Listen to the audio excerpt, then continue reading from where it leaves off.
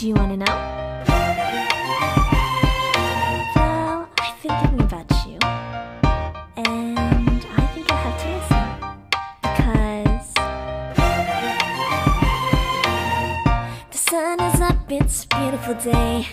My beginning will be as bright as the sun. Come, won't you come along? And it feels so bright, it's like luck is raining on me. Go and follow your heart, doesn't matter how far. There is so much love to give, something's telling me this time. Baby, baby, now I know. Baby, baby, gotta go. There is so much love to give, something's telling me it's right. So ito na nga yung time na papunta na tayo sa Cosmed Clinic kung saan tayo magpapagawa ng ilong. And finally, we're here na sa Cosmed Clinic sa Manila.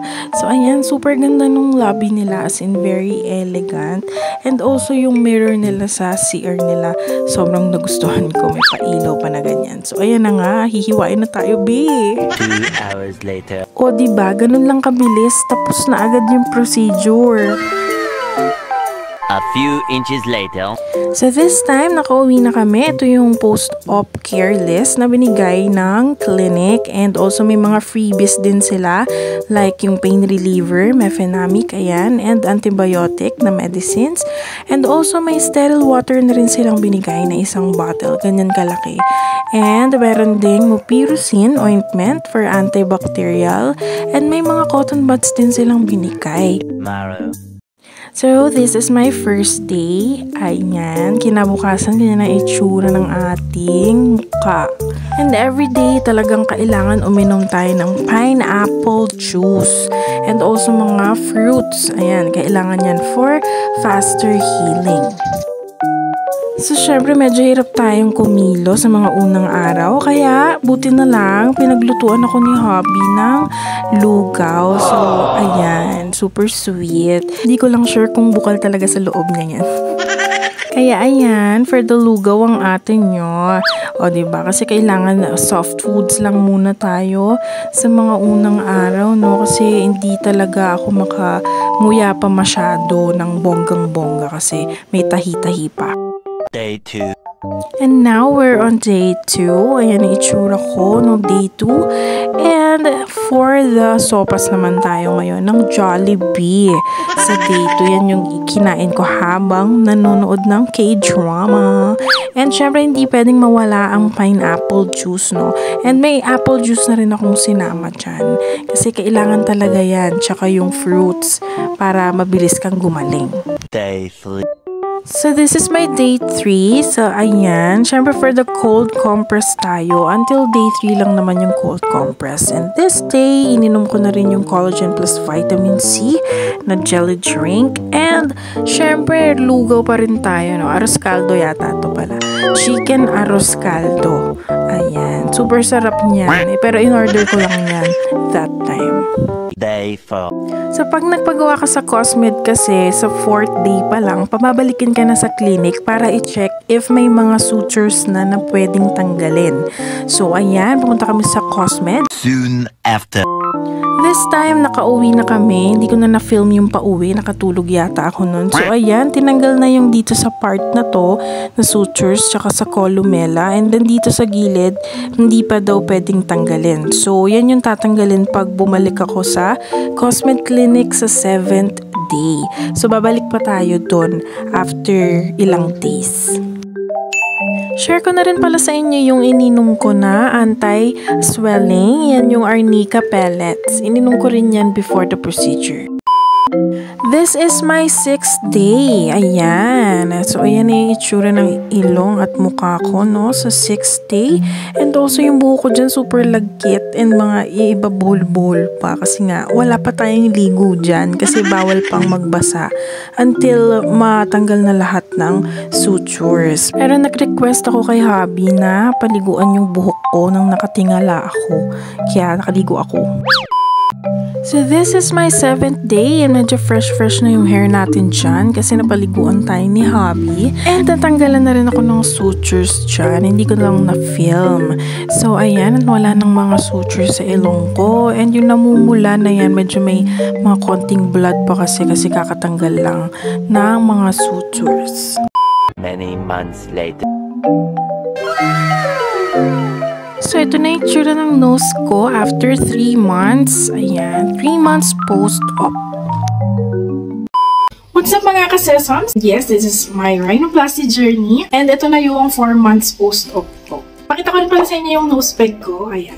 So, yun yung nose peg na pinakita ko sa surgeon kung kaya bang ma-achieve sa nose ko. And for me, okay naman. So, yung mga nose peg, guys, depende yan kasi talaga kung babagay yan sa inyo. And depende rin sa nose mo kung pag sobrang liit ng nose mo, hindi ma-achieve yung sobrang taas or sobrang tangos. Kasi ito yung sa gitna, ito yung columella. Columella yung tawag dito. Kapag kayan, masyadong maikli, hindi nila masyadong maipupush na pag ganon para maitaas ng sobra. So, depende rin talaga. Kapag ka medyo mahaba yung columella mo, pwede nila yan na i-extend talaga na talagang super pointy nose. So, ayan. Yan yung nose ko ngayon. This is the front view. Ayan. Side view. Another side view.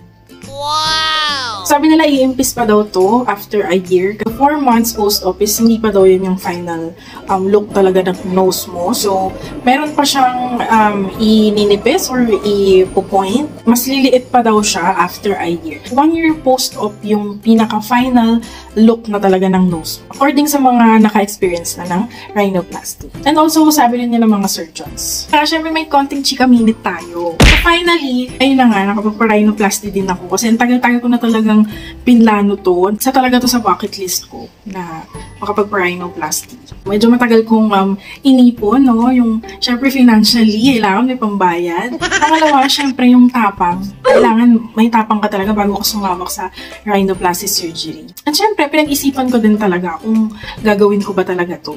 Kaya inabot ng 2 years talaga yung pinag-ipunan ko yung tatlong yan. Yung tapang, yung pambayad, and syempre, yung pinag-isipan ko talaga mabuti kung gagawin ko pa siya talaga. Actually, since year 2021, pinag-isipan ko na talaga kasi nagka-canvas na ako sa mga iba't ibang clinics, iba't ibang surgeons, sa yung mga pinagtatanungan ko kung magkano yung gawa nila, ganyan. Syempre, naghahanap ako ng talagang magaling gumawa. And of course, nag-search talaga ako about rhinoplasty, as in, sobrang search kung paano ba pag post-op, ganyan, and ano ba yung preparations, bago yung procedure, and lahat-lahat about rhinoplasty, nag-search talaga ako. So, syempre, gusto kong alamin bago ko sumabak sa mga ganitong, diba, surgery. Year 2021 na yun, hindi pa ako ready financially. And hindi pa rin ako ready physically, alam mo yun, and emotionally, and mentally, lahat na. Total canvas lang muna, search about rhinoplasty, ganyan. Pero hindi pa buo yung loob ko that time. Year 2023, ito na yung taon kung kailan parang medyo afford ko na, kasi nakapag-ipon na ako, and nung 2021 kasi nagkaroon ako ng work as a VA. So, syempre nakatulong din talaga yun na makapag-ipon ako para dito sa procedure na to. And nakapag-ipon na rin ng tapang. So, medyo buo na yung loob ko. And may napili na rin akong surgeon or clinic kung saan ako magpapagawa. Actually, on the day ng schedule ng procedure ko, parang may feeling of doubt pa ako na parang gusto kong mag-back out. Pero sabi ko, hindi, te, push mo na, te, go mo na yan. Kasi ang tagal mo nang pinag-iisipan yan, ang tagal mo pinag-ipunan. So, go mo na, push mo na, don't hold back.